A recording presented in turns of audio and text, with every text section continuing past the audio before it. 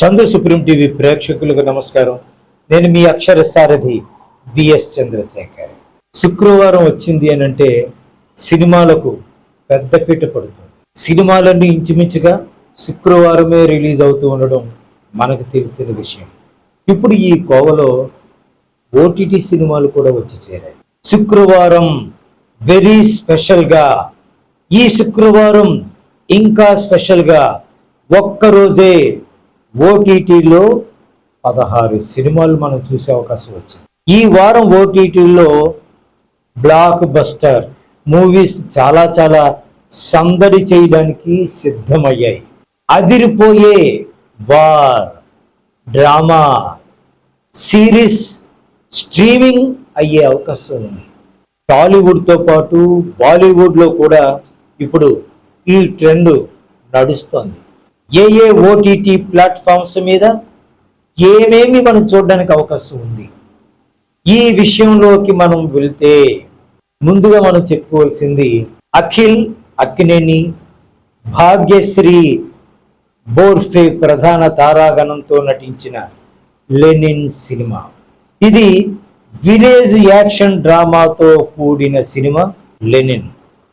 Box office దగ్గర 100 కోట్లు collection చేసిన తర్వాత ఈ మూవీ ప్రముఖమైన ఓటీటీ G5లో శుక్రవారం అందుబాటులోకి వచ్చింది. థియేటర్కి వెళ్ళి చూడలేకపోయాము అని మదన పడుతున్న చాలామందికి ఇది గుడ్ న్యూస్. ఓటీటీలో చూసే అవకాశం వచ్చింది. లేటెస్ట్ ఫ్యామిలీ ఎంటర్టైనర్ 100 దేవుళ్ళు. ప్రముఖ ఓటీటీ ప్లాట్ఫామ్ G5లో తెలుగుతో పాటు తమిళం, మిగిలిన భాషల్లో కూడా శుక్రవారం అందుబాటులోకి వచ్చింది. ఈ సినిమా కూడా మీకు ఓటీటీ ప్లాట్ఫామ్లోకి అందుబాటులోకి వచ్చిన మరొక సినిమా గురించి చెప్తాను. Operation Safed Sagar. Young hero Siddharth ప్రధాన పాత్రలో నటించిన war action drama series operation Safed Sagar. ఈ సిరీస్కి బోనీ సేన్ దర్శకత్వం వహించారు.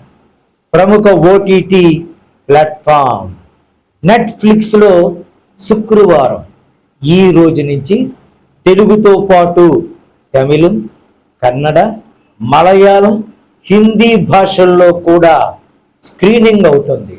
దీనిని మీరు చూసి ఎంజాయ్ చేయొచ్చు. క్రైమ్ సిరీస్ వదంతి 2 2022లో వచ్చిన క్రైమ్ థ్రిల్లర్ సిరీస్ వదంతి. అప్పట్లో సూపర్ రెస్పాన్స్ అందుకున్న ఈ సిరీస్కి సీక్వెల్గా వదంతి సీజన్ 2 కూడా శుక్రవారం నుంచి ప్రముఖ ఓటీటీ అమెజాన్ ప్రైమ్ వీడియో ఛానల్లో స్క్రీనింగ్ అవుతుంది.